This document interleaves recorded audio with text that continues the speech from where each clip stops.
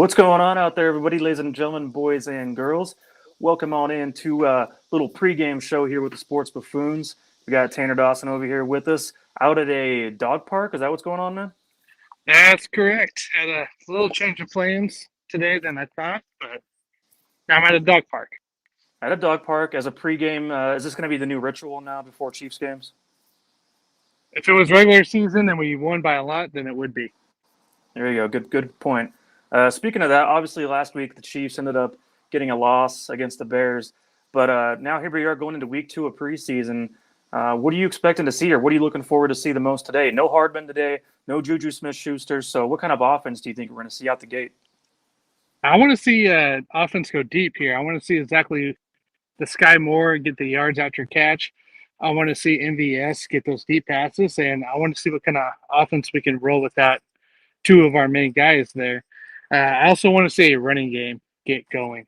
That's my biggest thing. I want to see Isaiah. I don't care if it's Frank Gore or not Frank, Derek Gore. I don't care who is running the ball. Just run the ball. That's all I want to see.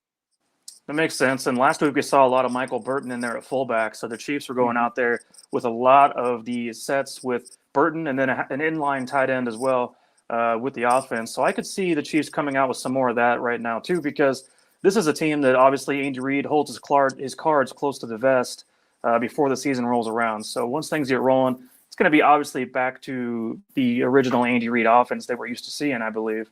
But I do want to see more Isaiah Pacheco today, running with the first string just like he did last week. So that's probably my most interesting player to watch today is going to be seeing how Pacheco is used, because we already know how Clyde Edwards-Helaire is going to be used throughout the season. We know what we need to know about him. But Eric Bieniemy had some comments this week talking about how he liked Pacheco's work ethic, but he also wanted to see him get better in pass protection. So that's something that I think the Chiefs want to see, because there is no true number 3 running back after Pacheco right now. The Chiefs have already come out and kind of showed their hand that they're not big fans of Ronald Jones right now. Derek Gore had 2 fumbles last week, or a drop. He had 1 fumble and 2 drops last week, I think is what it was. So he's looking at himself right now as maybe an odd man out in the running game. So right now it's a 2-man race for who's going to get the most touches, I think. And something else to think about too. Blake Bell went out with that hip injury, non-contact yesterday. So it's going to be interesting to see how well Fortson and Gray come into play for that second tight end spot. So that's wide open now. And how do they integrate guys that are more pass catching ability with Fortson and Gray into play as a tight end too? So that's going to be something to watch as well. Yeah, my favorite guy so far throughout seeing kind of rise from nothing to something has probably been Justin Watson, the wide receiver. I don't know if you watched the Kingdom or the Chiefs franchise show that came out. I haven't watched the last couple, but I gotta catch up.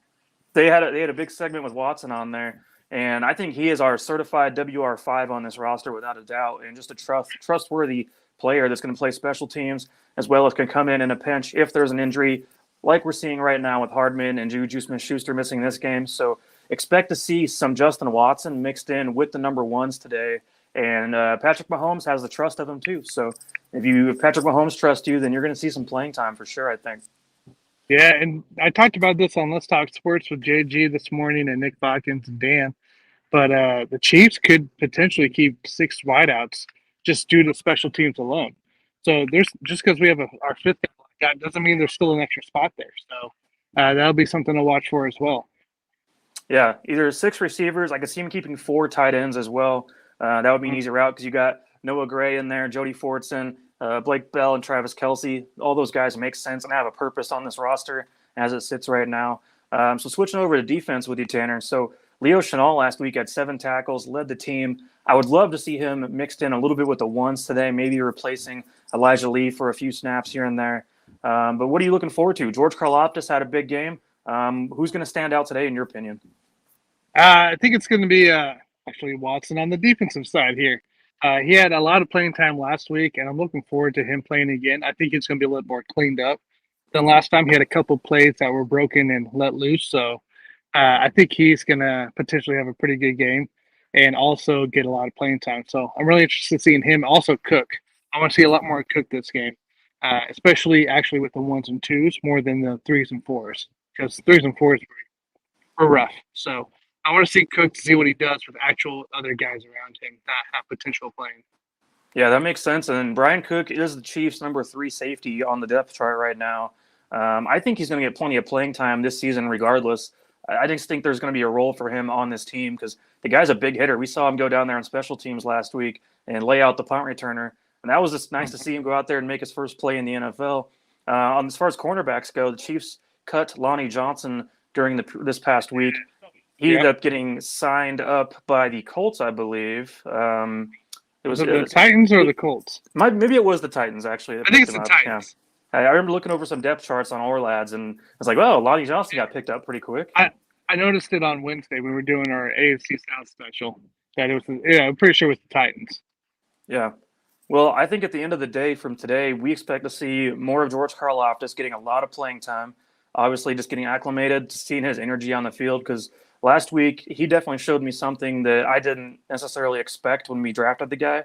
And one thing's for sure, he's got a high motor. I mean, the guy's going to be getting after it, and once he gets some technique refined, then they might have a solid defensive end on their hands.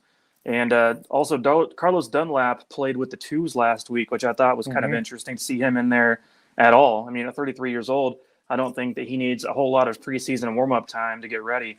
But really, these DNs, if Karlaftis continues to step up and if Frank Clark has a renewed energy about himself, then, I mean, maybe Dunlap is the third rotational D end on the team. It's hard to say.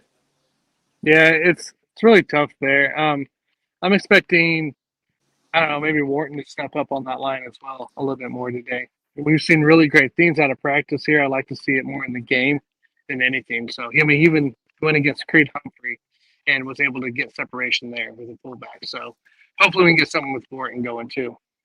Yeah, the guy on the D line I'm looking forward to seeing a little bit of today, hopefully, is Danny Shelton.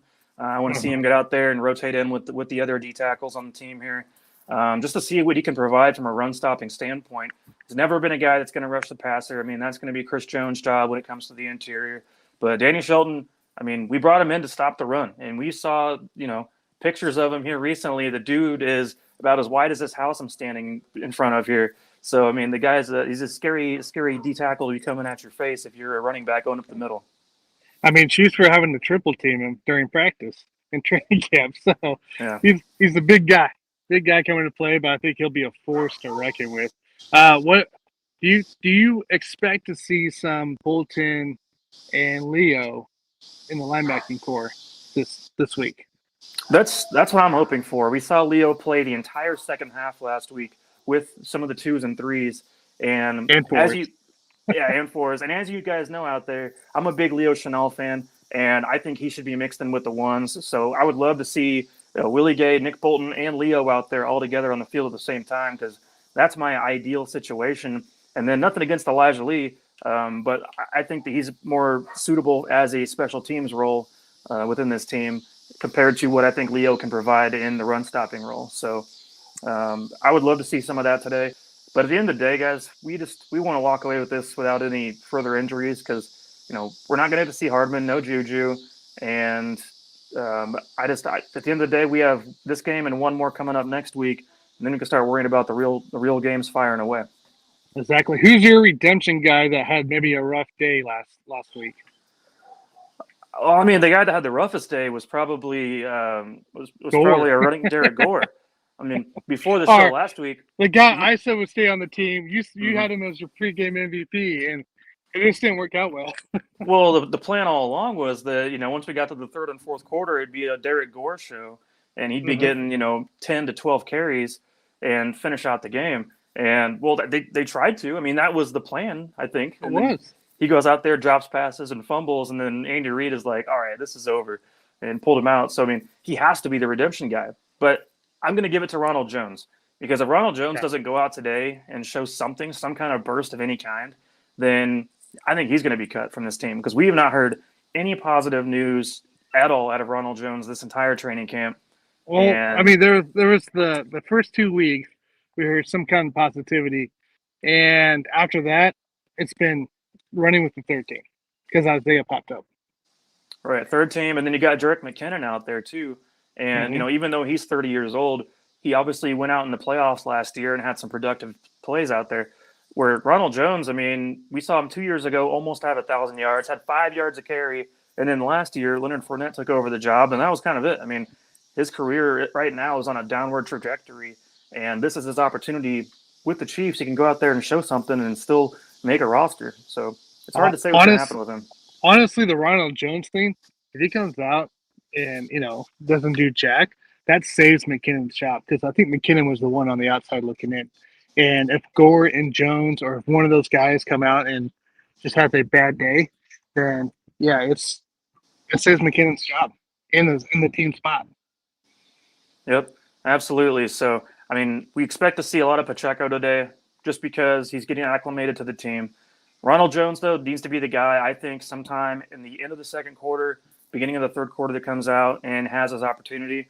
I see him, if he doesn't do anything in this game, I think he's done and he's cut from this roster. And the Chiefs just go forward with McKinnon, Pacheco, and Clyde, and then maybe Gore. Maybe Gore. But that's debatable right now. So, Tanner, any further thoughts? What are we looking forward to? Anything else for this game coming up? I mean, the Chiefs plan to play the starters mostly for the first half today, so excited to see a lot of starter playing time.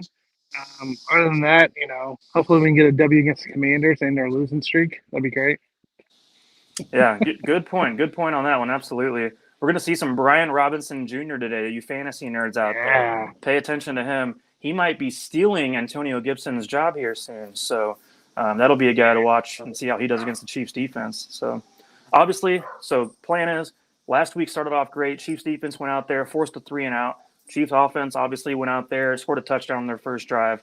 If they come out and do both those things right away, then even though Andy Reid said, they might see a half, don't be surprised. I mean, if he pulls in at the end of the first quarter, because we're out there to get the starters out there, get them acclimated, get them ready. And if they go out there and they're productive, then we've seen enough. We don't want to risk any further potential injuries down the road. So, so Tanner, let's come back here at the end of the game and give a little recap and some things that stood out to us.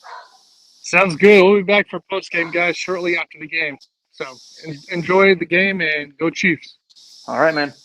See you.